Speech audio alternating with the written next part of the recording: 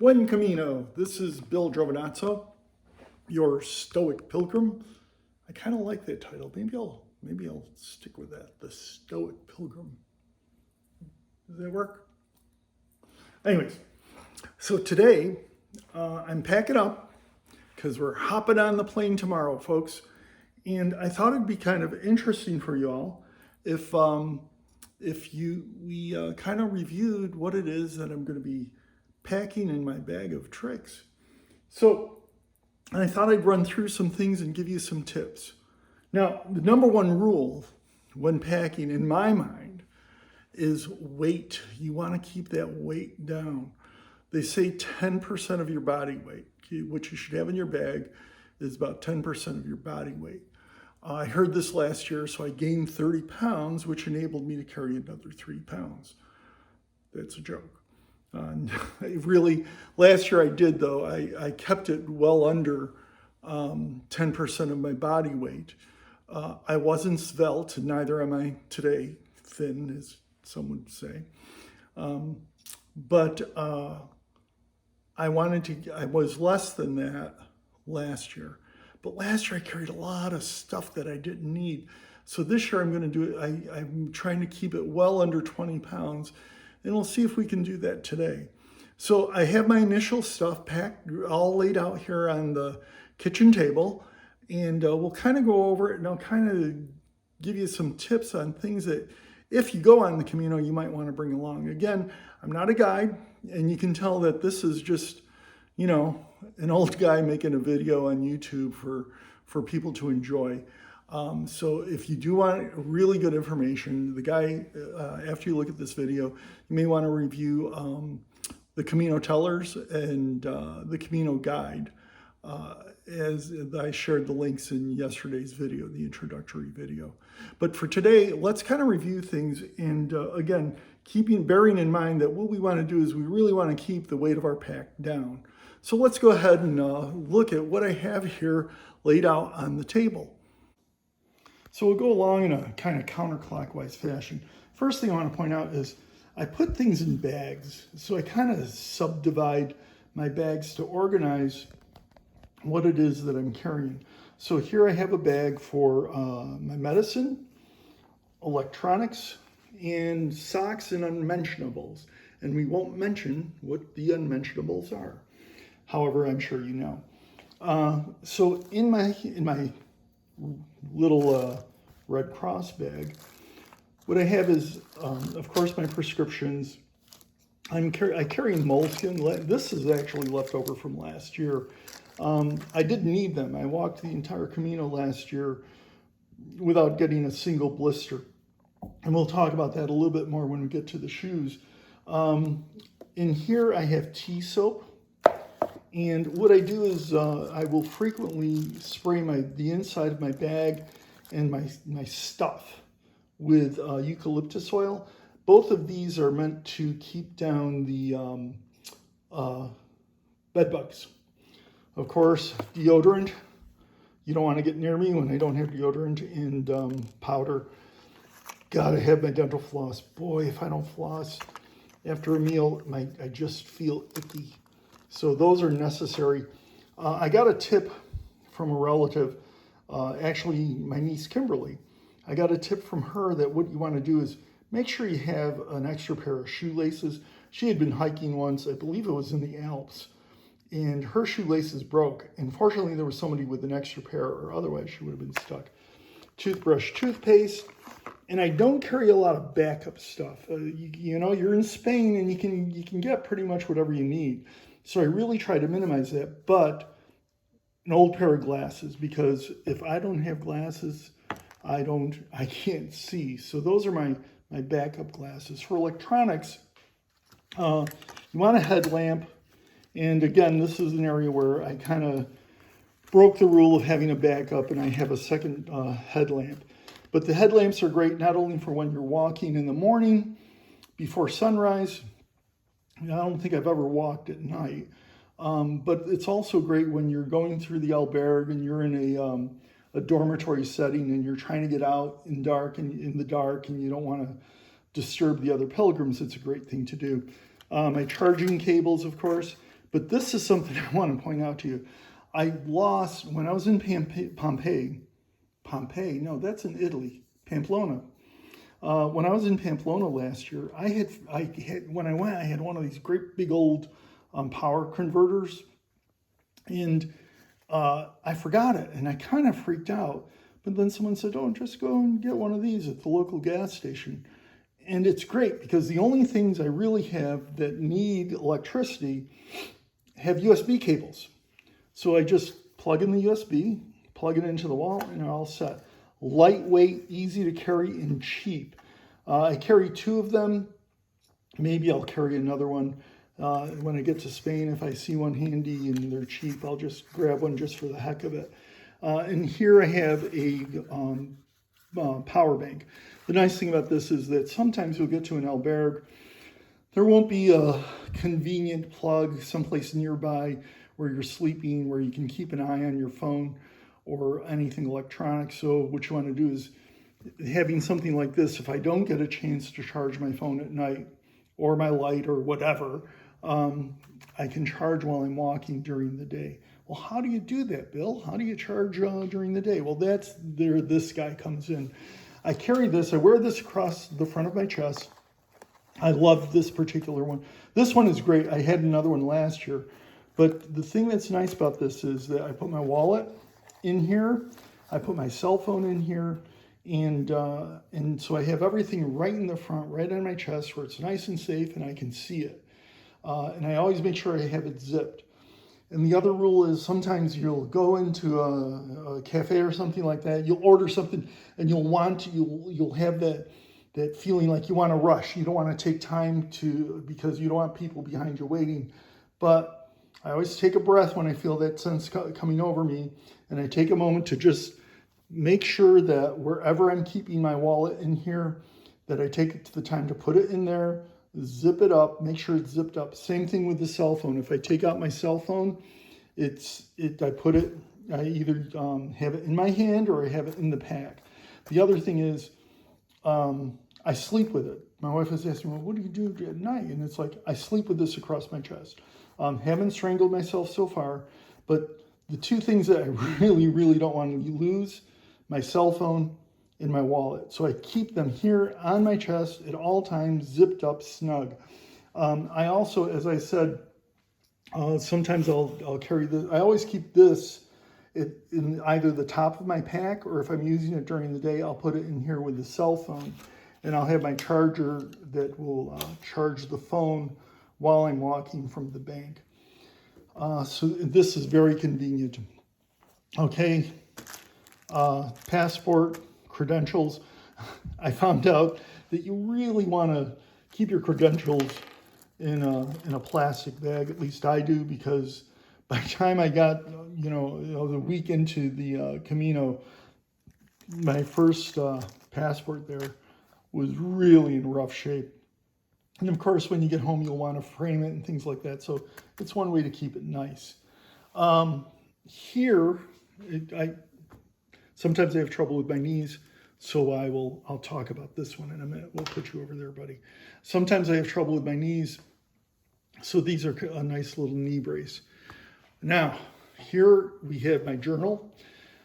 The trick to journaling is summarize. You don't have to write a ton of stuff. 3 or 4 sentences on any key things that happen, just enough so that when you go back home, you'll be able to recall the greater details, things that you want to remember.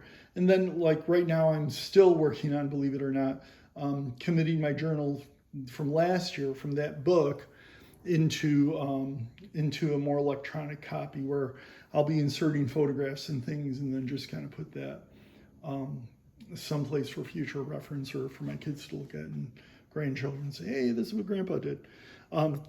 Of course, luggage tags, but this particular luggage tag I like for a very important reason.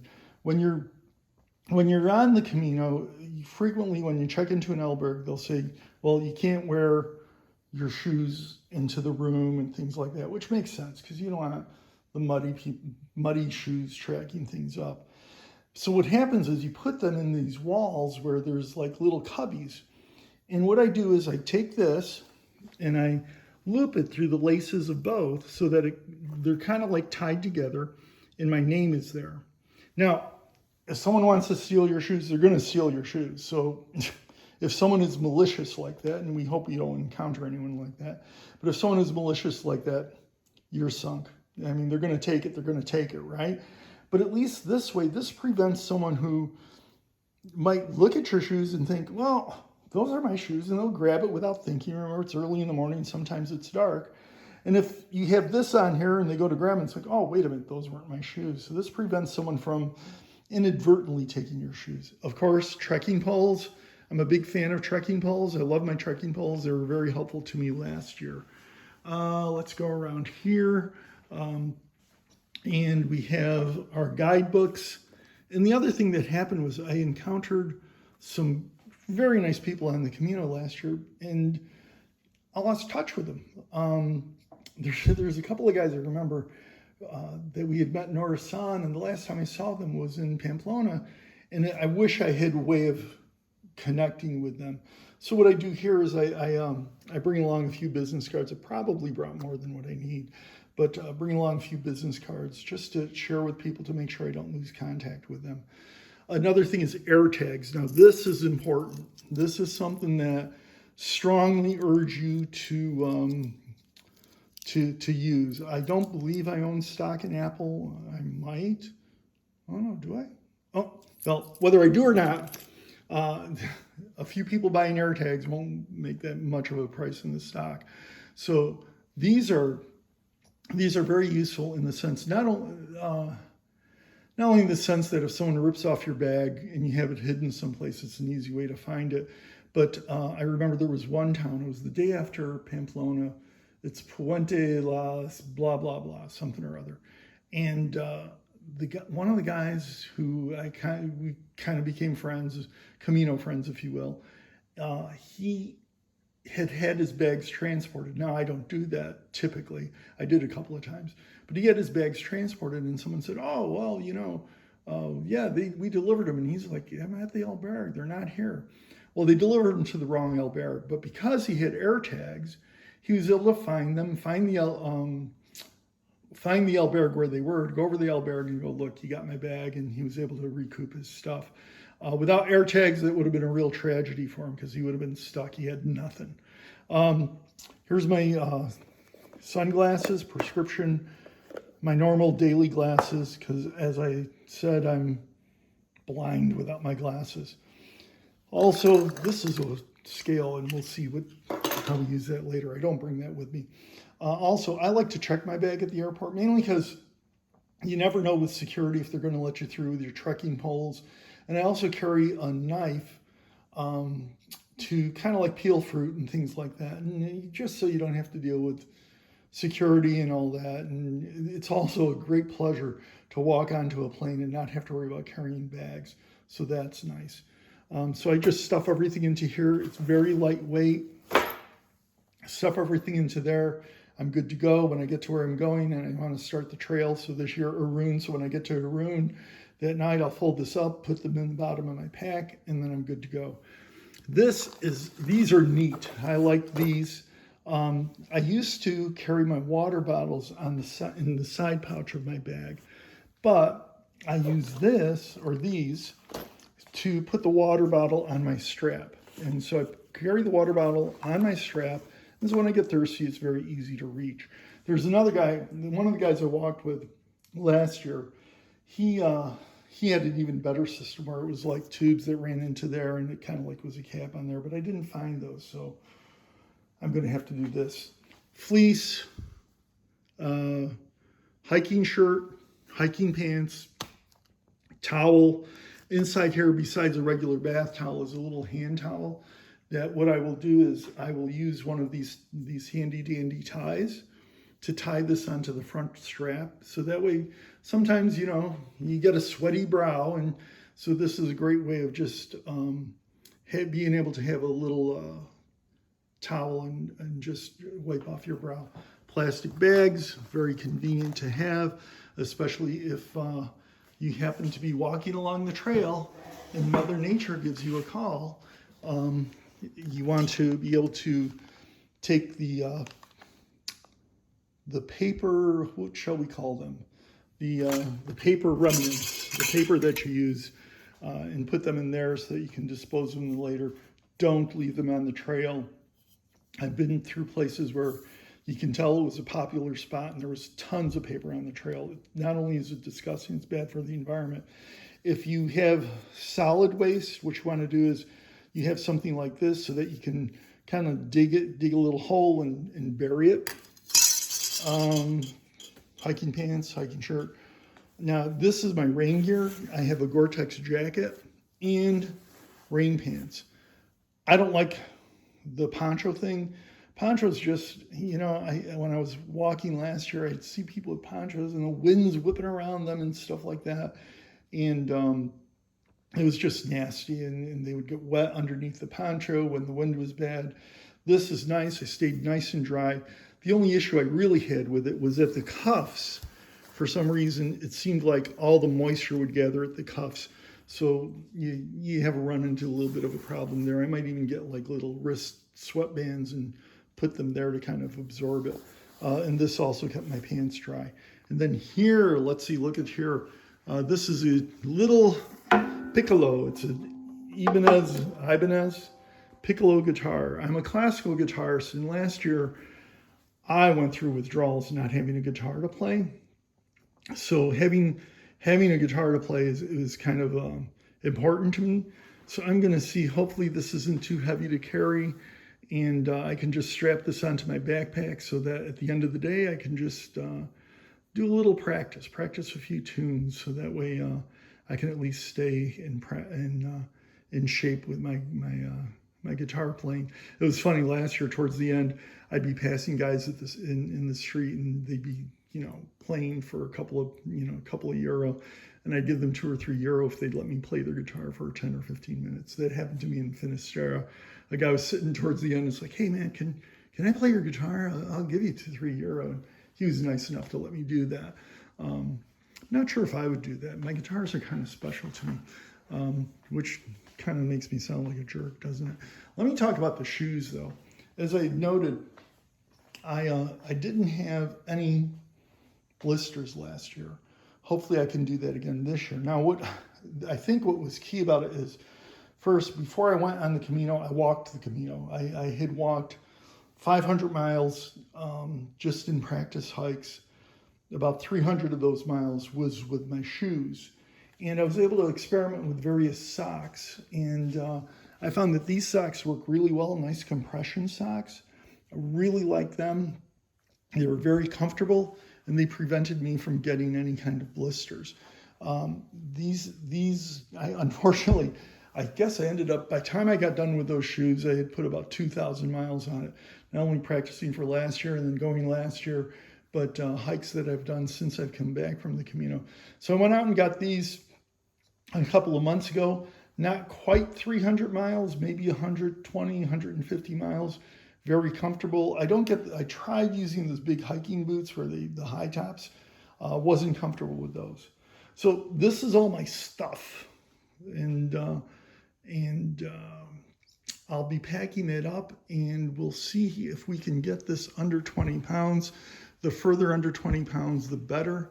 Ultimately, I'd like to be able to just bring a toothbrush and a hat, but that isn't practical. Speaking of hats, this hat, it's a Red Rock Acroba. I think that's what they call it. It's from Australia.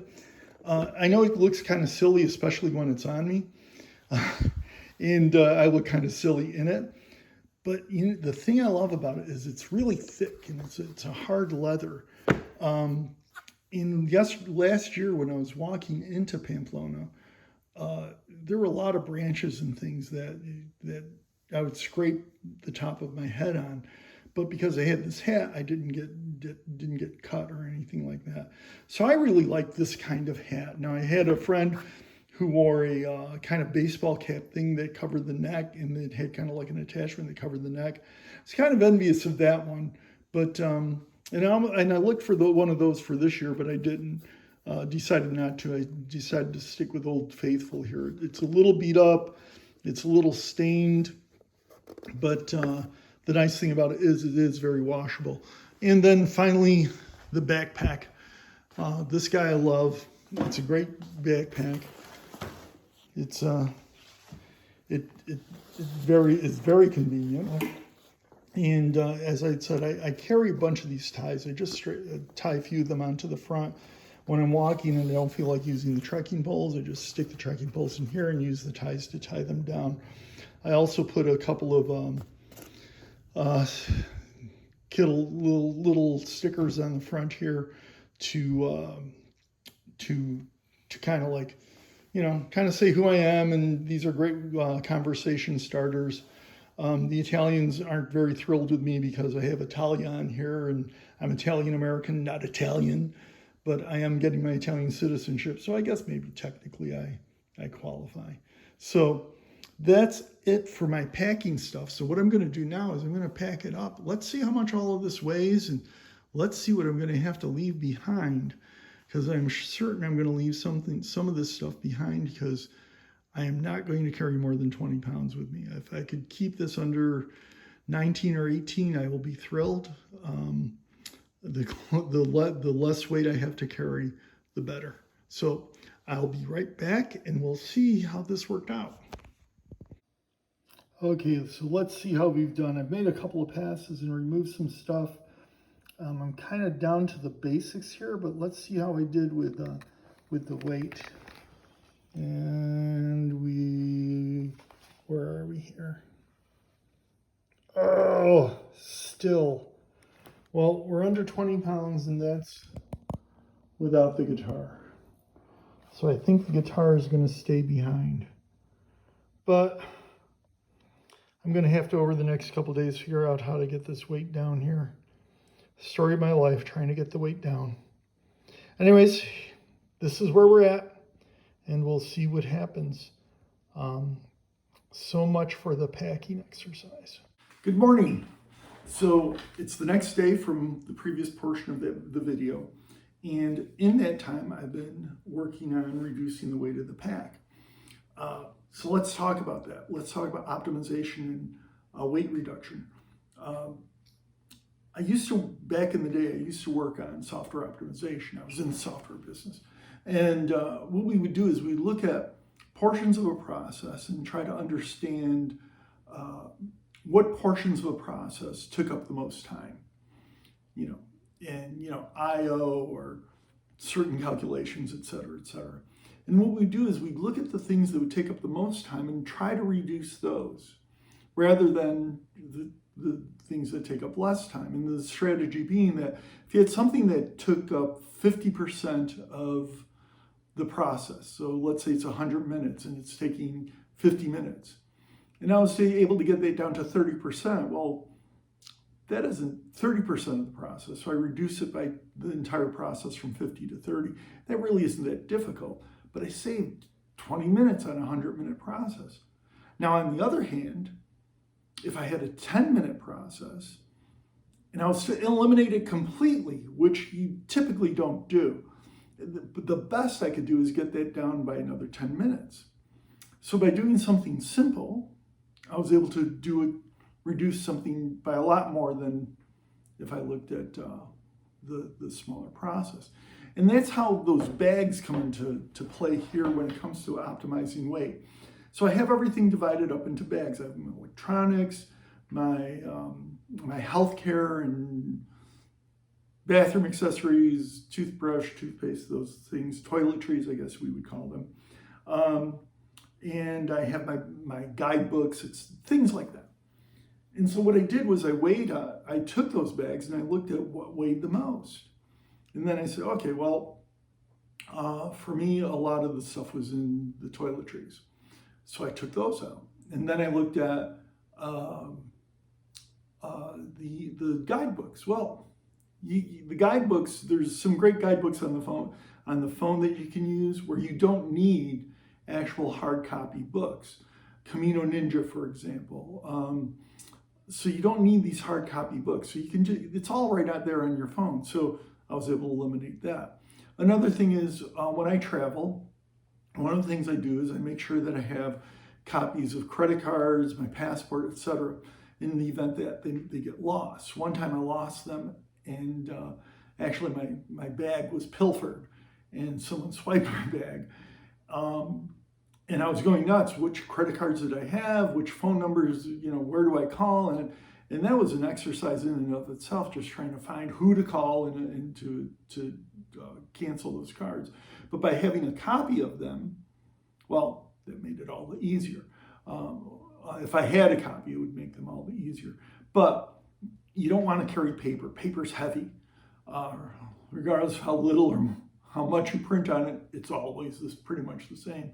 So what I do is I scan those things, and then I put them on my phone. So now I have it electronically. It's my itinerary, credit card information, my passport, all of those things that are really critical for me to have with me. So that's another way of reducing things. But by reducing things, I was able, here's my hat, to take the whole bag down from close to 20 pounds, here it is, to something to just basically over 17 pounds, a little bit over 17 pounds. So that was a pretty good win for me. And, again, I said yesterday, you're when you carry, whatever you have in your pack, you're going to carry. And so you want to have that pack light because you're going up hills and fording streams. Well, you really don't ford streams, but hills and just walking for long periods of time. You're going to have this on your back for about 6-7 hours a day. So you want to keep it light. Now, one of the things that I thought was interesting was how people solve this problem. Some just lighten things the way I do. I saw a couple of people where they had kind of like a little cart, a little two-wheel cart that they'd strap onto their belt and walk along there. I saw one couple with one where it was just a light aluminum frame one and it seemed to always be breaking. But I saw one guy coming in, I was going into Astorga, and he had like this military grade one, and it was awesome. I mean, big, good solid wheels.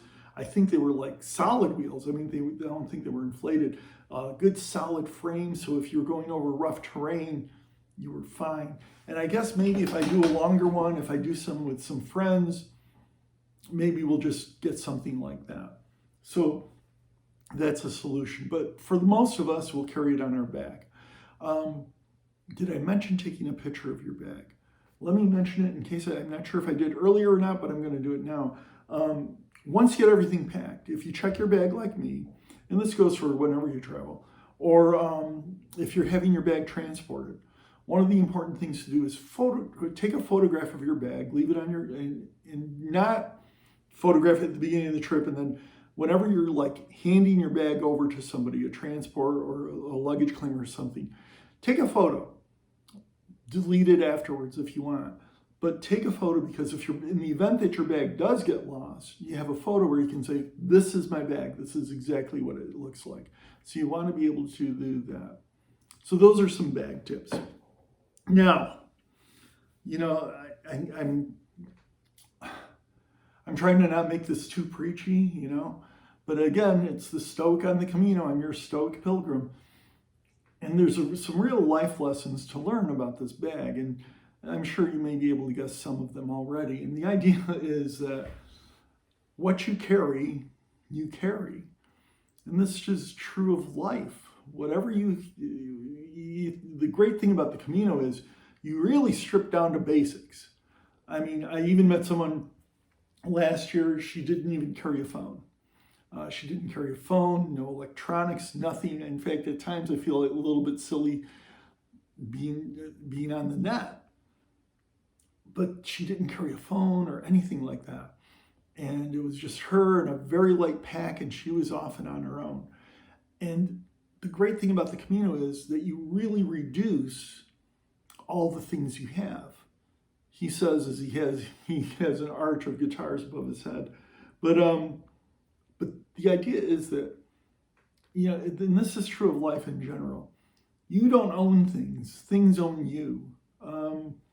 This weekend before I left, I wanted to make sure I had to get the car nice and clean, so I had to go and get the car cleaned, and so I had the car kind of like detailed before I left, and then I noticed there was a problem, so now I got to get that fixed with the car.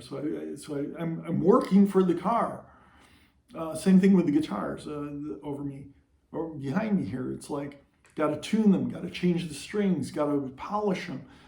This particular room, I have to keep the humidity at 40% because you don't want the guitars to get damaged. So there's all these things when you have stuff that you got to work for them. You're working for them.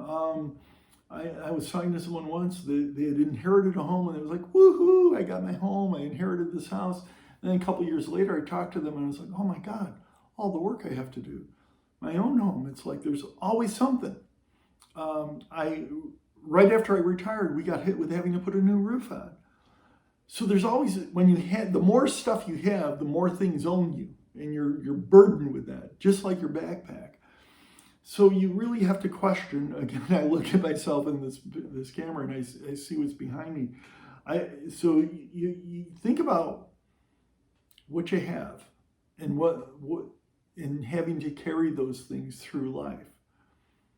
But so that's one thing. Speaking of carrying things through life, there's a level that goes beyond the physical, beyond the material, and that's just your past.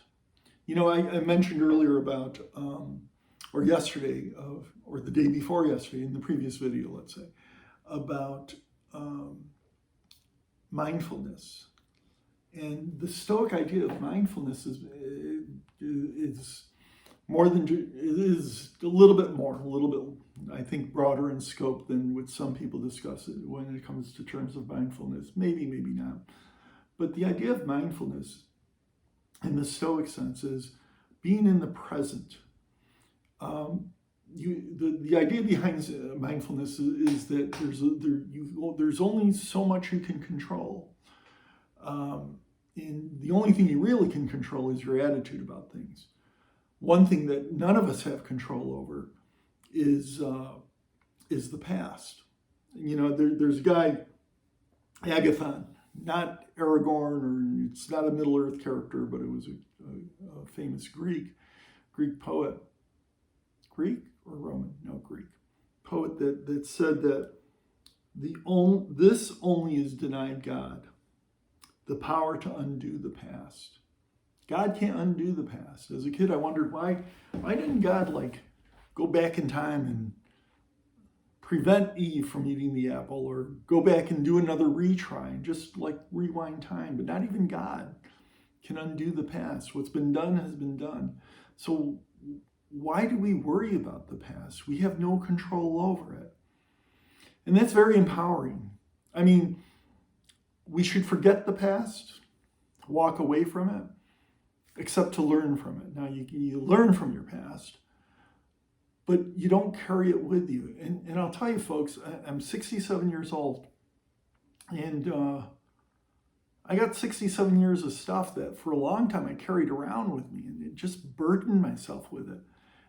And I couldn't forgive myself for a lot of the things that I had done, a lot of the things that I had said. You know, and when you talk about traditional Christianity, biblical Christianity, one of the powerful things about it, what I think is the powerful thing about it, and forgive me for getting a little religious here, but the powerful thing is that Christian salvation is just forgiveness. You know, we've all sinned, and whether you're a person of faith or not, we've all done wrong things in our life. If you're full of it, if you think you haven't. But the idea is that we've all sinned, but there's forgiveness for all of us. We fail to forgive ourselves and others, and there's not enough forgiveness in this world. And I think we need to remember that, regardless of what your faith tradition is, or if you have no faith at all, the forgiveness is a virtue for all of us. And we need to forget that past and let that past go, and go on and forgive this, because it forgives ourselves, because it's not something we can control. And so by freeing ourselves of that burden of the past, we've lightened our pack. We take those old things, those old worthless things, and just dump them along the roadside. And it's a way to lighten our load. It's a way to live in the moment. Now, of course, there's the future. And they say worrying about the future is paying for a debt that you may never owe. And that's true. But there's things about the future and about the Camino that we'll discuss. That's right, in the future. So, this is your Stoic pilgrim getting ready to get on his plane with his lighter pack. I've got to change into my hiking clothes and hop onto the plane.